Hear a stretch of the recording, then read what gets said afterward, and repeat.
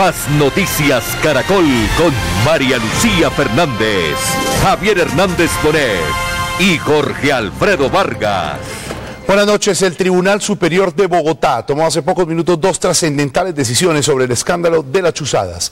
La primera ordenó la captura de la exdirectora del DAS, María del Pilar Hurtado. La segunda decisión de este mismo caso fue la de abstenerse de dictar medida de aseguramiento contra el exsecretario general de la Presidencia, Bernardo Moreno. Escuchemos lo que el magistrado dijo sobre María del Pilar Hurtado, hoy asilada en Panamá. Sí nos compete pronunciarnos dentro del derecho interno en un proceso que se adelanta en este momento por delitos que no están calificados como delitos políticos y por lo tanto es procedente acceder a la petición de la Fiscalía de imponer medida de aseguramiento de carácter intramural o carcelario contra la doctora María del Pilar Hurtado Afanador. Después de ordenar la captura de la exdirectora del DAS, el magistrado explicó las razones para abstenerse de dictar medida de aseguramiento contra el otro alto exfuncionario implicado en el proceso, el exsecretario general de la Presidencia, Bernardo Moreno. Es que el sistema penal colombiano perfectamente le garantiza y le puede garantizar en su caso concreto la vigencia de la presunción de inocencia y del principio de libertad frente a la acción judicial penal que se adelanta en su contra.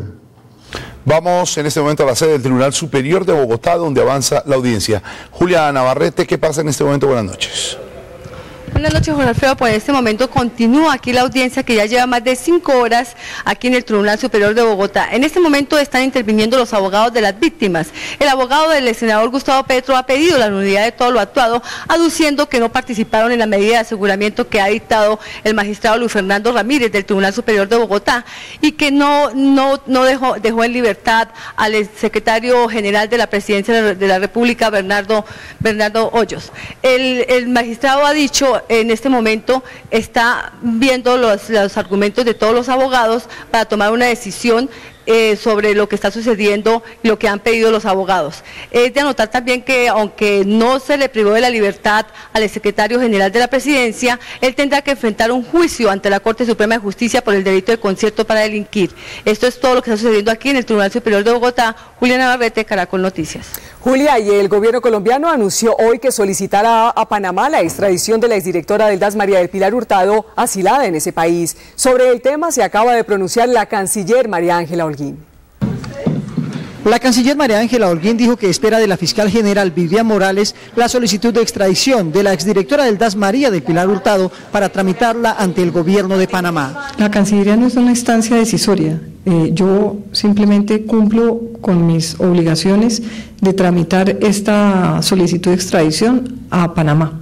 Si Panamá, lo que Panamá haga es independiente de la relación que tiene con nosotros además somos unos respetuosos de la figura del asilo, hemos tenido asilados, tenemos asilados. Pero aclaró que Colombia será respetuosa de la decisión del gobierno panameño y que esta no deberá afectar las relaciones con Colombia. Así que lo que yo sí voy a tratar de prevalecer es la relación con Panamá, que para nosotros es muy importante independientemente de la decisión que tome la República de Panamá.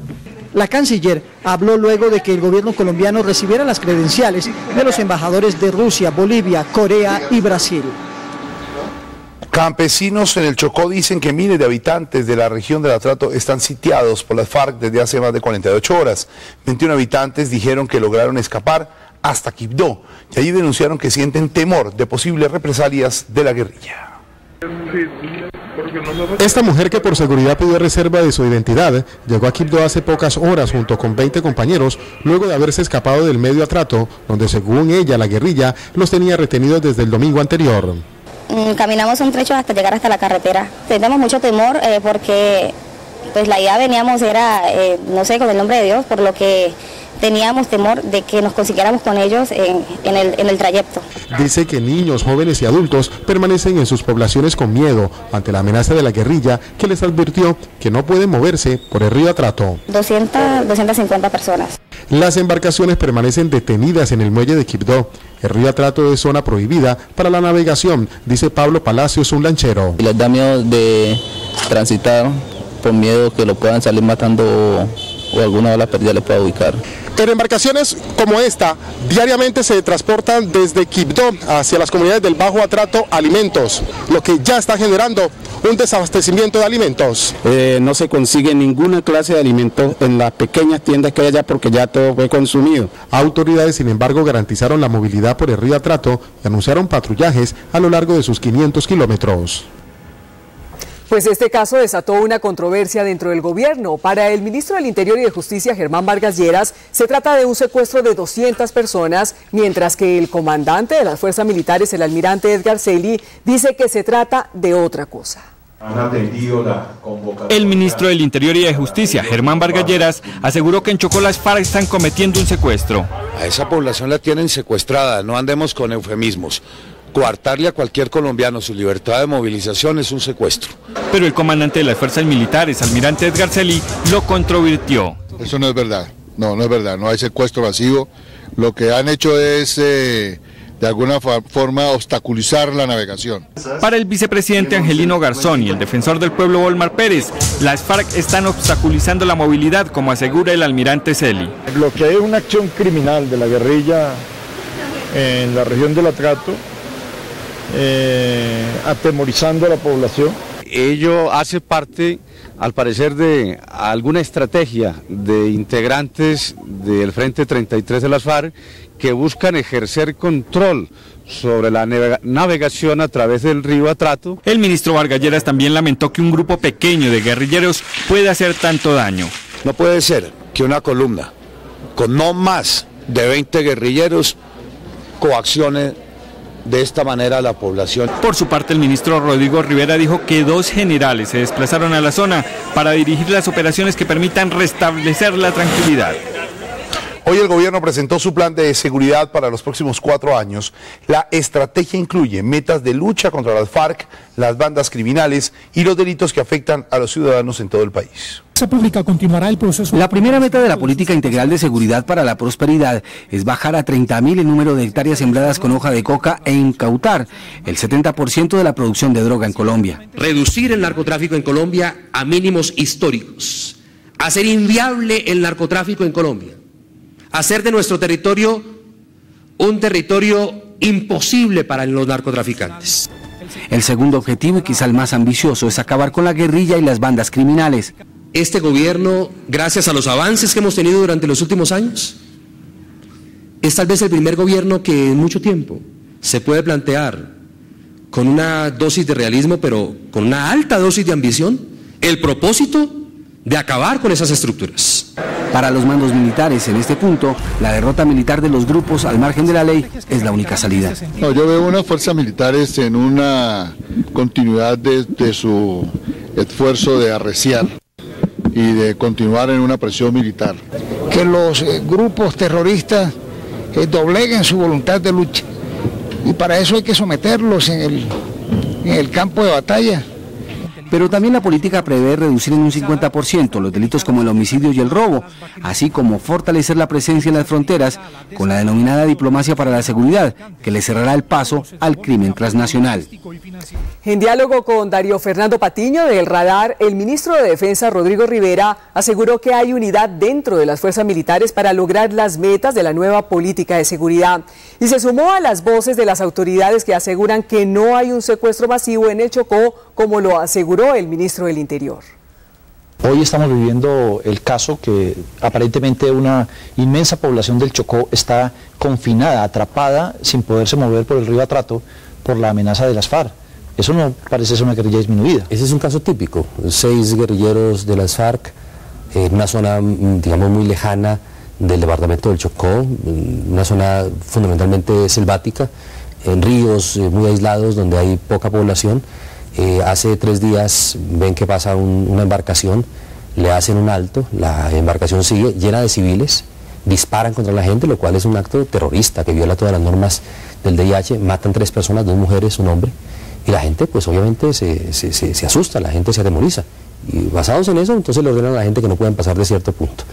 Lo que estamos haciendo, pues por supuesto, es reconociendo que hay un problema y estamos desarrollando operaciones para recuperar la presencia, digamos, del orden y de las autoridades y de la fuerza pública allí, garantizarle a la gente que pueda transcurrir y armar operaciones ofensivas contra esa estructura del Frente 34 de las FARC. Bueno, y está unidas las fuerzas militares, están cohesionadas en torno a este propósito, porque ha habido rumores de división dentro de las Fuerzas Armadas. No, bastante cohesionadas, pero necesitamos más. Parte de la estrategia que hemos planteado y hemos divulgado en el día de hoy es que ese esfuerzo conjunto entre las fuerzas militares, ese esfuerzo coordinado con la Policía Nacional que ha dado tan buenos resultados, no es suficiente. Necesitamos ir más allá. Vamos a hacer unas reuniones, unas cumbres, unos talleres con los altos mandos para ver en qué áreas específicas podemos aumentar ese trabajo conjunto, esa coordinación y un criterio muy importante, que en lugar de que cada fuerza esté tratando de que las otras le sirvan o hacerlo mejor que las otras, que cada fuerza esté obsesionada por pensar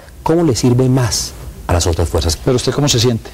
Totalmente respaldado por la fuerza, totalmente respaldado por el presidente y también... ¿Por sus colegas del ministerio también, de gabinete?